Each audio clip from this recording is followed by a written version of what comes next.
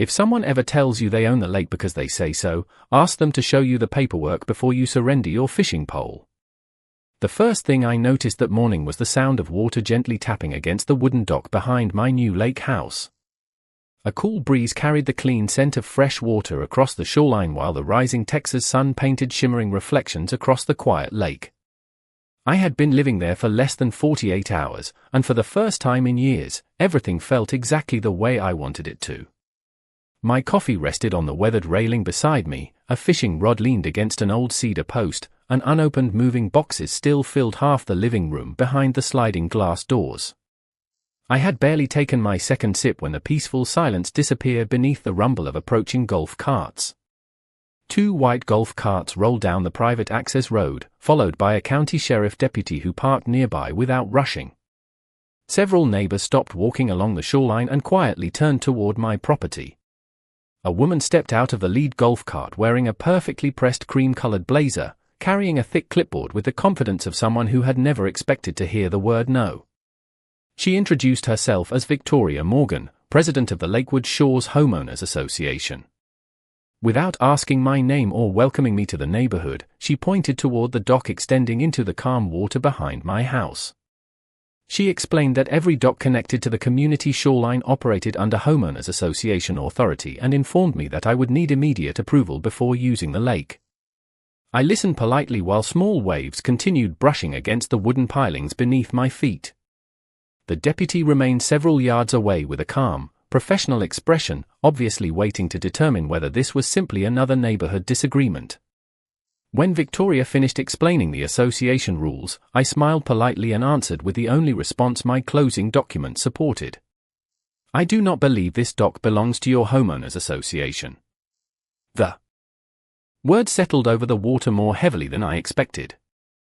Several neighbors exchanged surprised looks while Victoria folded her arms and confidently explained that the lake, the shoreline, and every community dock had always been controlled by the association. She spoke with absolute certainty, pointing toward nearby boat slips, fishing platforms, and the marina farther down the shoreline as though ownership had already been decided years before I arrived. I thanked her for sharing her understanding of the situation but calmly repeated that I would be happy to review any recorded documents supporting her position. The deputy stepped closer, accepted copies of my residential closing paperwork, and carefully examined the property description before returning the documents with a courteous nod. He explained that ownership questions involving waterfront property often depended on recorded surveys, easements, and county filings rather than neighborhood assumptions. Victoria appeared frustrated by his answer, insisting that everyone in the community already knew who controlled the lake access. I simply looked across the quiet water toward the distant marina where dozens of identical docks stretched into the morning sunlight. 12 days earlier I had signed another closing package inside a downtown title office involving a completely different transaction. At the time I believed I was purchasing a straightforward collection of waterfront commercial assets with dependable tenants already in place. I had not yet connected every page inside that thick leather portfolio resting on my kitchen counter to the peaceful shoreline behind my new home. If I had recognized one particular survey map before unpacking my first moving box, I might have understood why the view across the lake looked strangely familiar. Instead, I watched the ripples move across the water and quietly wondered how long it would take before the recorded property lines reached the people standing in front of me. After the deputy returned my closing documents, he politely reminded everyone that questions involving waterfront ownership were civil matters determined by recorded property records rather than opinions expressed beside the shoreline. I thanked him for his professionalism, wished him a safe afternoon, and watched his patrol vehicle disappear beyond the entrance road while the quiet sound of the lake slowly replaced the conversation. Victoria Morgan remained standing beside her golf cart for another moment before informing me that the Homeowners Association would send formal notices requiring immediate compliance with community regulations governing docks, boats, and shoreline access. I simply wished her a pleasant day and carried my coffee back inside the house. My name is Nathan Walker, and for more than 20 years I had invested in commercial waterfront properties throughout Texas. While many investors focused on luxury developments or expensive marinas, I preferred dependable assets that quietly generated value over time. Boat storage facilities, small marinas, waterfront office buildings, fishing piers, maintenance docks, and shoreline commercial leases rarely attracted attention, yet they rewarded careful research and disciplined management. My father had spent decades working as a professional land surveyor before retiring, and ever since I was young, he repeated the same lesson every time we stood beside a river, lake, or property line. Water moves every day, but recorded boundaries do not. That simple sentence shaped the way I approached every investment throughout my career. A little more than a week before moving into my lake house, my attorney introduced me to an opportunity involving several commercial waterfront parcels owned by a retiring developer.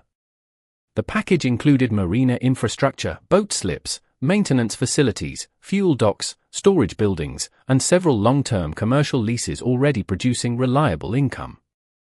We spent weeks reviewing surveys, title commitments, easement agreements, environmental reports, shoreline permits, insurance records, and county filings before completing the purchase. Buying the nearby lake house happened almost by accident because I wanted somewhere peaceful to enjoy early mornings with a fishing rod instead of spending every weekend driving between inspections. Every residential survey I reviewed before closing showed my property extending to a legally defined section of shoreline outside the recorded homeowners association boundary. That detail mattered because I had no interest in joining neighborhood politics or arguing over rules that did not legally apply to my property. By sunset, cardboard boxes still filled the dining room, framed family photographs leaned against freshly painted walls, and the thick leather portfolio containing the commercial acquisition rested unopened on the kitchen island exactly where I had placed it after moving in. I planned to organize every document over the weekend because the transaction involved multiple waterfront parcels, commercial tenants, shoreline permits, dock maintenance agreements, and lease assignments that deserved careful filing.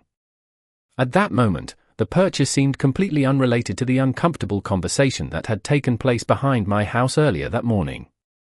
The following day proved otherwise.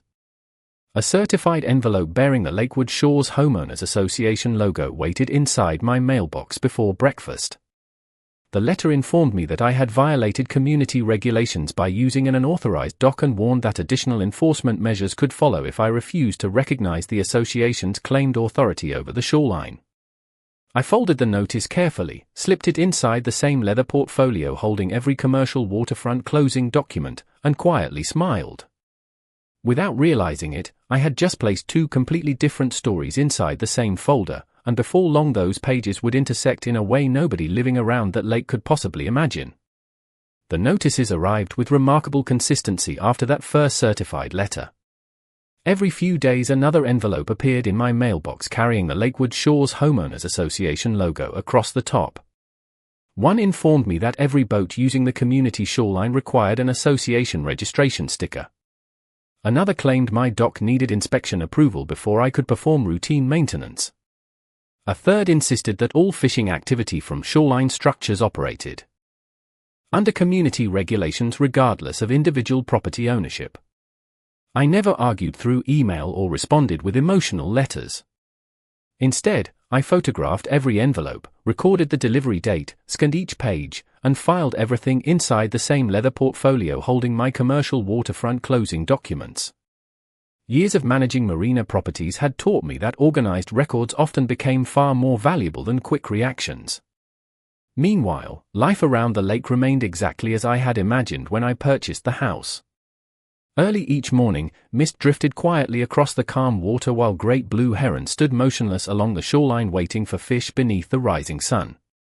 Kayaks glided peacefully across the lake, fishermen launched small aluminum boats before sunrise, and families gathered near the marina during warm evenings to watch children feed ducks along the boardwalk. The gentle sound of waves brushing against weathered wooden pilings became the soundtrack of every morning coffee I enjoyed from my back porch. It was difficult to believe such a peaceful place had become the center of an increasingly complicated disagreement. Victoria Morgan, however, showed no signs of abandoning her position.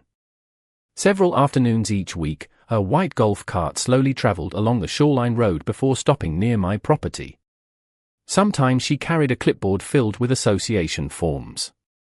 Other times another board member accompanied her with a camera, taking photographs of my dock, my fishing boat, or the shoreline surrounding my property. Their actions never crossed into anything unlawful, but the message remained obvious. They expected constant pressure to eventually produce compliance. I simply waved politely whenever I noticed them and returned to whatever I had been doing. A few neighbors gradually introduced themselves despite the growing rumors. One retired couple quietly admitted they had received warning letters over boat lift colors several years earlier. Another resident explained that many homeowners simply accepted association decisions because challenging waterfront regulations often seemed too expensive or complicated. I thanked each of them for sharing their experiences and reassured them that I respected legitimate property rules supported by recorded documents. My disagreement had never been with neighbors enjoying the lake. It was only with assumptions replacing legal boundaries. Several days later, another certified envelope arrived, this time from an attorney representing the Homeowners Association. The letter repeated previous demands while inviting me to attend a formal compliance hearing concerning shoreline access, dock usage, and community infrastructure. As I finished reading, one detail immediately caught my attention. The attorney's office identified the hearing location as the Lakewood Community Marina Administration Building on Harbor Point Drive. The address felt strangely familiar. Instead of dismissing the thought, I carried the leather portfolio into my study, opened the commercial waterfront acquisition binder, and began reviewing the tenant directory, marina plats, shoreline surveys, and lease schedules included with the purchase. Page after page listed commercial tenants occupying waterfront facilities throughout the property portfolio. Then my eye stopped on a single entry. Lakewood Community Marina Administration Building, Harbor Point Drive. I compared the address to the attorney's letter resting beside the binder. Every detail matched perfectly. I leaned back slowly, listening to the quiet sound of water outside my window, realizing that the disagreement unfolding along my shoreline might actually be connected to a completely different waterfront transaction that had quietly closed before I ever unpacked my first moving box. For the next hour I remained in my study while soft afternoon sunlight reflected across the polished wood floor and gentle waves tapped steadily against the dock outside my windows. The leather portfolio rested open beside my laptop, surrounded by shoreline surveys, recorded plats, marina permits, lease assignments, title commitments, environmental reports, and county property maps collected during the commercial acquisition. I reviewed the tenant directory again, then compared it with the attorney's letter for a second and third time, making certain I had not confused similar street names or neighboring waterfront facilities. Every address matched perfectly. Years spent purchasing waterfront infrastructure had taught me never to celebrate an assumption until every recorded document supported the same conclusion. I called my attorney, Jennifer Collins, and asked whether she could review one specific section of the closing package with me before I attended the upcoming hearing. Her calm voice immediately recognized the Harbor Point Drive address before I finished explaining why it had caught my attention. She asked me to email the recorded deed, the marina survey, the lease assignments, and the tenant schedule covering that particular waterfront property. While waiting for her response, I stepped onto the back deck with another cup of coffee and watched the lake settle beneath the warm afternoon breeze. Families paddled kayaks across the water, fishermen slowly returned toward the marina, and children laughed from a nearby shoreline park. The peaceful scene made it even harder to imagine that a disagreement over ownership was quietly unfolding beneath the surface of such an ordinary day. About 45 minutes later, Jennifer called back. She confirmed that the Harbor Point Marina property, including the administration building, the primary community docks, the maintenance PA, the public boat launch, and several supporting waterfront structures, had all transferred to my investment company during the commercial closing exactly as reflected in the county records. She immediately reminded me that owning waterfront infrastructure did not mean owning the Homeowners Association itself. The association remained an independent organization governed by its own documents. However, she explained that the association occupied and operated facilities located on commercial parcels now owned by my company through existing lease agreements that continued after the lawful transfer of ownership. In other words, the legal relationship surrounding the marina had quietly changed without affecting the association's internal governance. I thanked her for confirming every detail and asked whether I should contact Victoria directly before the hearing. Jennifer answered without hesitation. She advised me to continue separating neighborhood disagreements from commercial business matters, document every interaction carefully, and allow the official records to speak for themselves when the appropriate time arrived. Her advice matched the approach that had guided every successful transaction throughout my career. The following morning, I instructed my property management company to prepare routine ownership transition packets for every commercial tenant occupying the recently acquired waterfront properties. The Lakewood Community Marina Administration Building would receive exactly the same professional notification as every other tenant, including updated ownership information, maintenance contacts, rent payment instructions, and emergency service procedures. There would be no personal message, no mention of the shoreline disagreement, and no attempt to connect two completely separate legal matters. Later that afternoon, another certified envelope appeared in my mailbox inviting me to appear before the Homeowners Association hearing regarding alleged violations involving dock access and lake usage. I placed the notice beside the ownership transition packet that had already been delivered to the Marina Administration Office earlier that morning. Looking at both documents resting together inside the same leather portfolio, I quietly realized that one relied entirely upon assumptions while the other relied upon recorded surveys, executed deeds, and property lines that had existed long before anyone decided to question where my dock actually belonged. The ownership transition packets reached every commercial tenant before the end of the week, and I made certain the Lakewood Community Marina Administration Building received exactly the same professional treatment as every other business occupying the waterfront portfolio. My property manager confirmed that each tenant had received updated ownership information, maintenance contacts, emergency procedures, and future payment instructions without confusion. Nothing in those notices mentioned the disagreement taking place behind my lake house because personal conflicts had no place inside legitimate commercial business. 2 days later, my property manager called with an unexpected update. The office administrator at the marina had contacted him with several routine questions regarding future rent payments and maintenance scheduling after noticing the ownership transfer listed a company unfamiliar to them. According to her, the previous owner had retired quietly, and everyone simply wanted to verify where future correspondence should be directed. I thanked him for handling every conversation professionally and reminded him to treat the marina exactly as he treated every other tenant.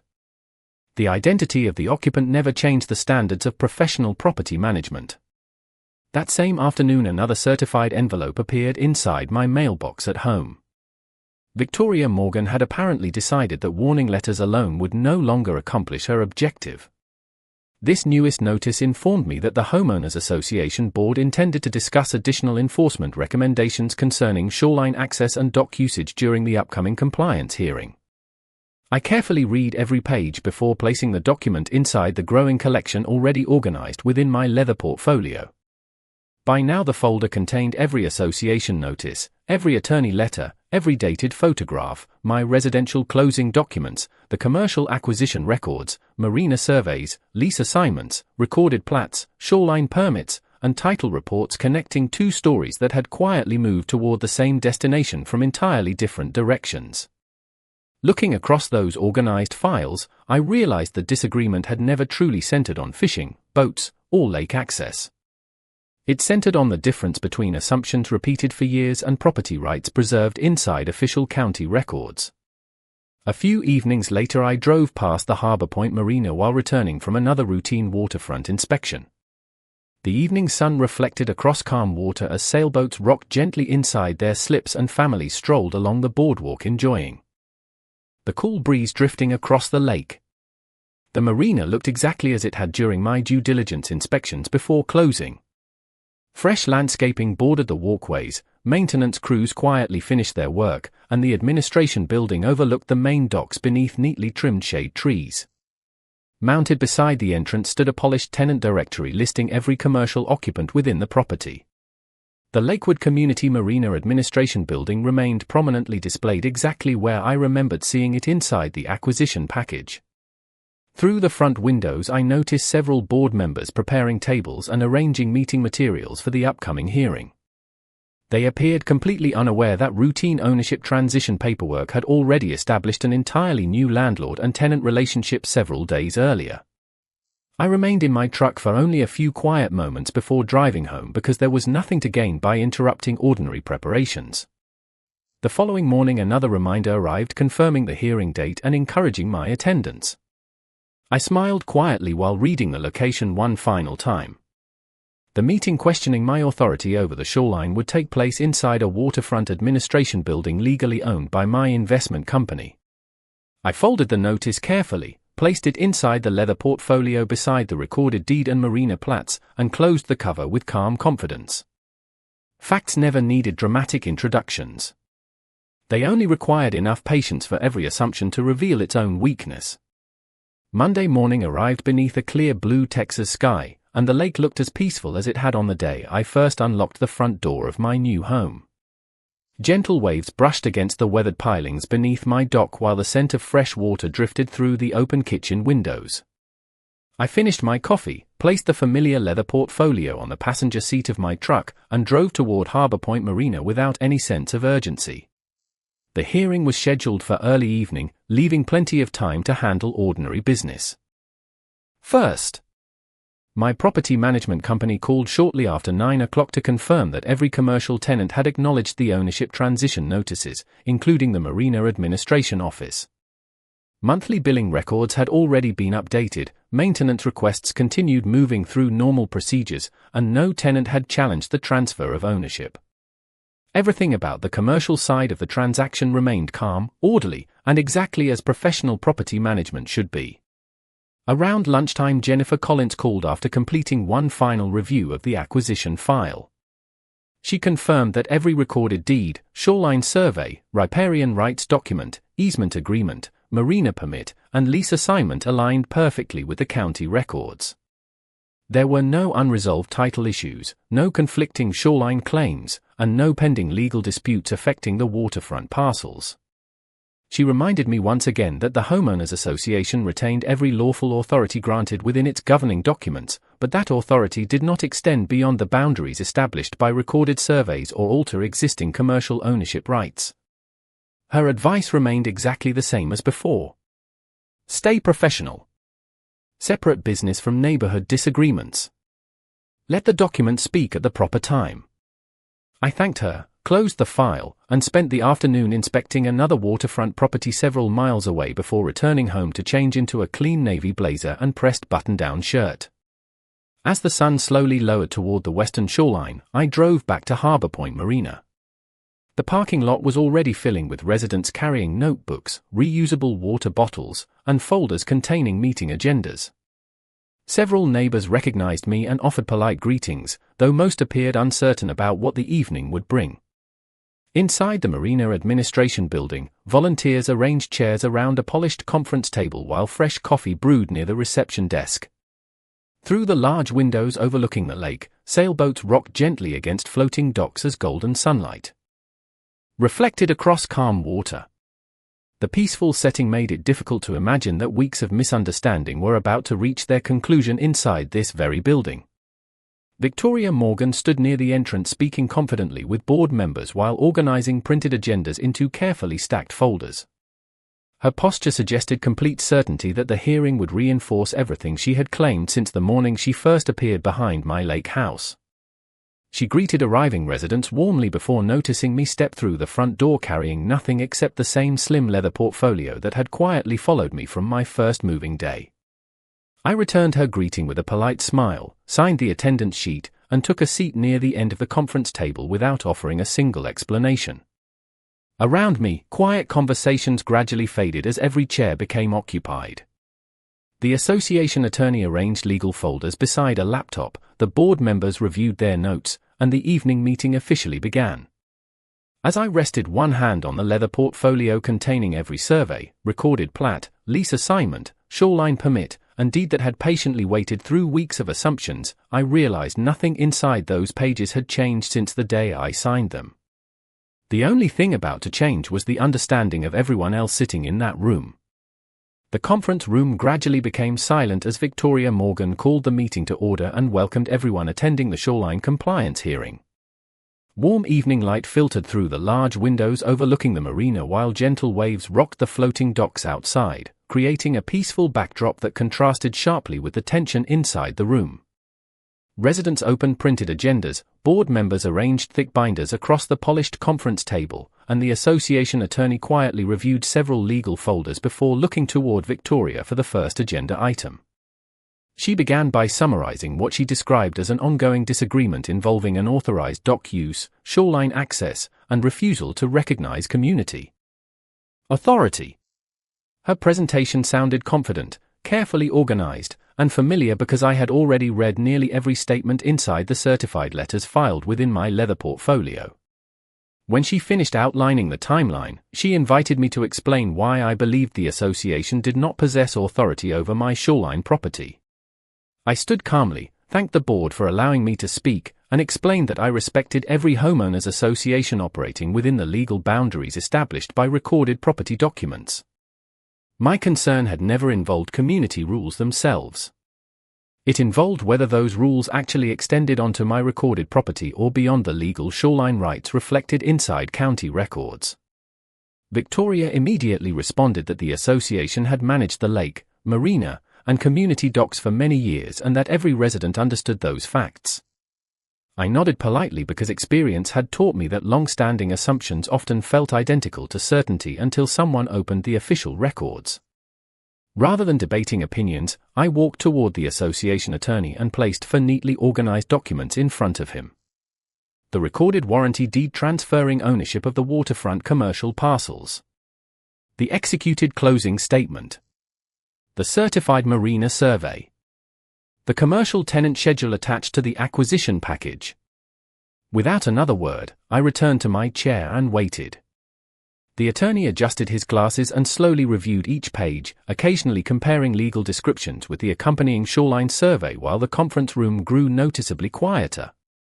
The only sounds came from turning paper, the steady hum of the air conditioning, and distant gulls calling somewhere across the lake.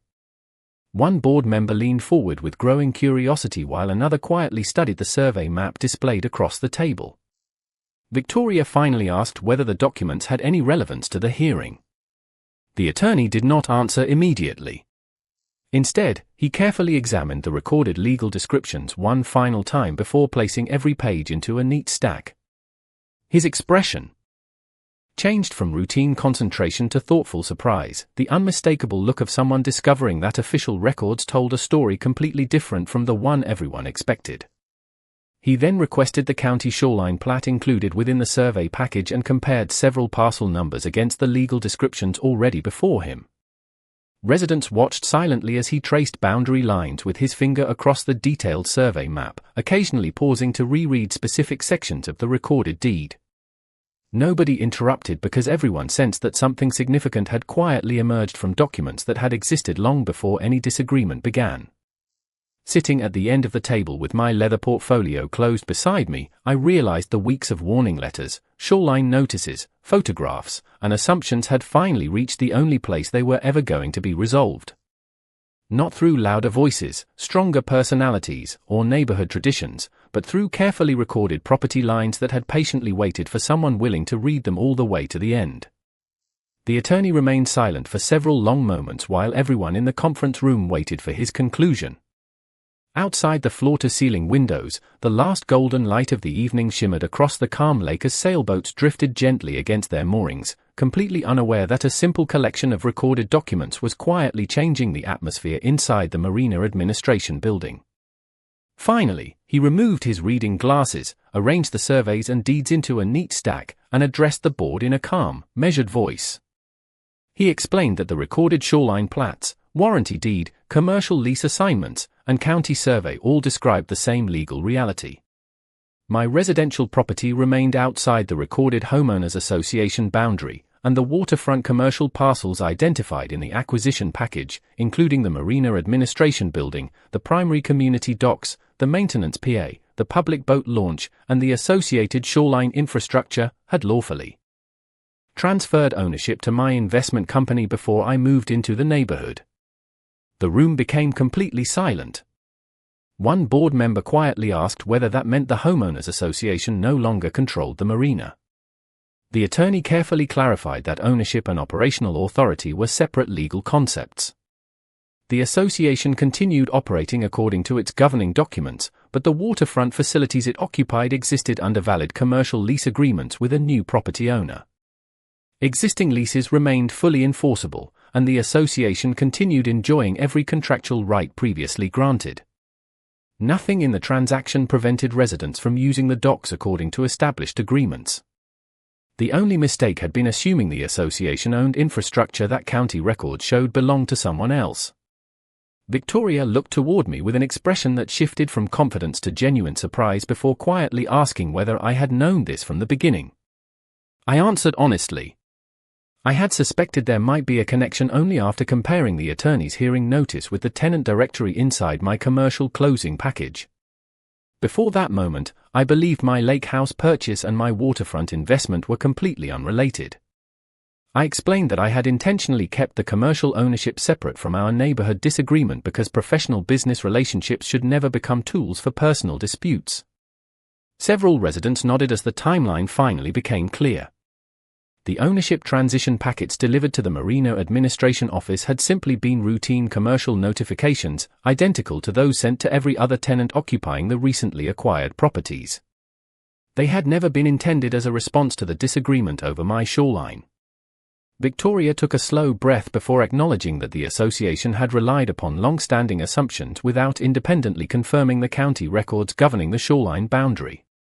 The board agreed to withdraw every pending notice directed toward my property until the recorded surveys could be reviewed in full, and the attorney recommended updating future enforcement procedures to require verification of official property descriptions before issuing compliance actions involving waterfront parcels. I thanked the board for handling the matter professionally and assured everyone present that my investment company intended to honor every existing commercial lease exactly as written. The marina, the docks, the boat launch, and every lawful agreement would continue operating without interruption because stability benefited everyone living around the lake. As the meeting quietly concluded and residents slowly gathered their notebooks, the tension that had defined the past several weeks disappeared almost as gently as the evening breeze moving across the water. No dramatic celebration followed. No raised voices remained. The only thing left on the conference table was a collection of recorded documents that had patiently replaced assumption with fact, proving once again that property lines drawn on official surveys remain unchanged long after opinions have drifted away like ripples across a quiet lake. Several weeks passed, and the lake slowly returned to the peaceful place that had first convinced me to buy the house. Every morning began with the gentle sound of water brushing against the dock while sunlight spread across the calm surface, turning the shoreline into a ribbon of gold beneath the towering cypress trees. Families launched kayaks without hesitation, children cast fishing lines from the public pier, and neighbors gathered along the boardwalk to watch sailboats drift across the open water. Nothing about the lake itself had changed. The only difference was that everyone now understood exactly where the recorded property lines began and ended. A few days after the hearing, Jennifer called to let me know that the Homeowners Association had completed its independent review of the county records and formally acknowledged the legal boundaries described in the recorded surveys. Every notice previously issued against my property had been withdrawn, and the board adopted a new verification procedure requiring official surveys, deeds, and shoreline records to be reviewed before any future enforcement action involving waterfront parcels. Hearing that brought me far more satisfaction than winning an argument ever could because it meant the next homeowner would not experience the same misunderstanding. The commercial side of my investment continued exactly as planned. The Marina Administration Office remained a dependable tenant, monthly lease payments arrived on schedule, maintenance requests moved through my property management company without interruption, and every agreement continued under the same professional standards that existed before the ownership transfer. Nothing about the lease became personal because business had never been the source of the conflict. A week later, Victoria Morgan requested a brief meeting at the Marina office. She arrived carrying maintenance reports, insurance updates, and lease correspondence instead of compliance notices. We reviewed ordinary business matters concerning dock repairs, seasonal inspections, and future communication procedures. Before leaving, she quietly admitted that the association had relied too heavily on tradition instead of verifying the official county records. I appreciated her honesty because genuine accountability always creates stronger communities than stubborn pride. As summer settled over the lake, the atmosphere throughout the neighborhood became noticeably different. Neighbors who had once watched every conversation from a distance now stopped to talk while walking along the shoreline. Several asked thoughtful questions about property surveys, riparian rights, and waterfront ownership, not because they expected another dispute, but because they wanted to understand the documents connected to their own homes. I encouraged every one of them to read their deeds, keep copies of their surveys, and respect both community rules and recorded property boundaries.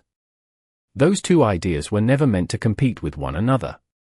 One quiet Saturday evening I stood at the end of my dock holding a cup of coffee while the last light of sunset reflected across perfectly still water. Victoria slowly drove past the shoreline in her golf cart on her way home from the marina. She smiled politely and raised one hand in greeting. I returned the gesture, then watched a family paddle quietly across the lake while birds settled into the trees surrounding the shoreline. Looking across the peaceful water, I realized the greatest lesson had never been that I owned the docks everyone used. The real lesson was that ownership is never established by the loudest voice on the shoreline. It is established by the lines carefully recorded long before anyone begins an argument, and those lines remain steady even when every opinion around them changes like the wind moving across the lake.